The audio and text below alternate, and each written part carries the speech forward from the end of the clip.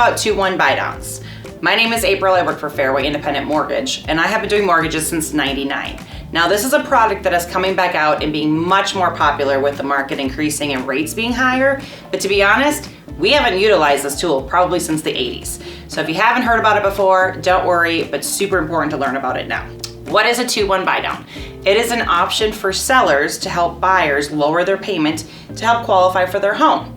So let's just say you're buying a home for $330,000 and the rate right now is 7%.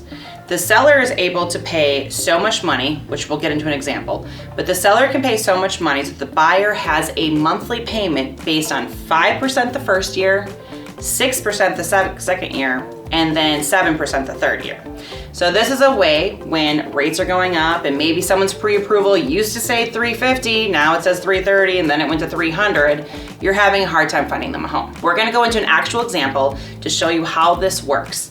Now, be in mind, this is a seller credit. So the seller is only able to do the 2-1 buydown option or give seller credit or seller concessions to go towards closing costs. You cannot do both. You are capped at that 3% or 6% depending on your product for either option. So that is something where if you ever have questions, talk to your lender, give me a call, we can talk about it. So let's look at an example to kind of help you register it.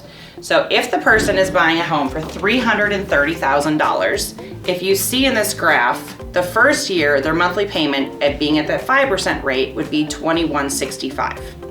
The second year, the mortgage payment goes to $2,362, and the third year, the payment goes to 7%. So what happens is we would take the difference in the monthly payments from what it normally should be to what it was in year 1 and year 2, and that total dollar amount is how much the seller is going to give a credit for to cover the difference in the payments. So in this example, if the total difference was $7,308, which that money gets put into an escrow, nothing that you guys have to worry about, but that is the credit that the seller is giving. So if you have a situation where your listing is thinking about possibly lowering the listing price, you may want to consider just offering this instead. It is far more financially beneficial for the buyer to get the lower loan payments until hopefully the market changes and they have a chance to refinance, or just cut them a break when they're getting into a home for the first couple of years.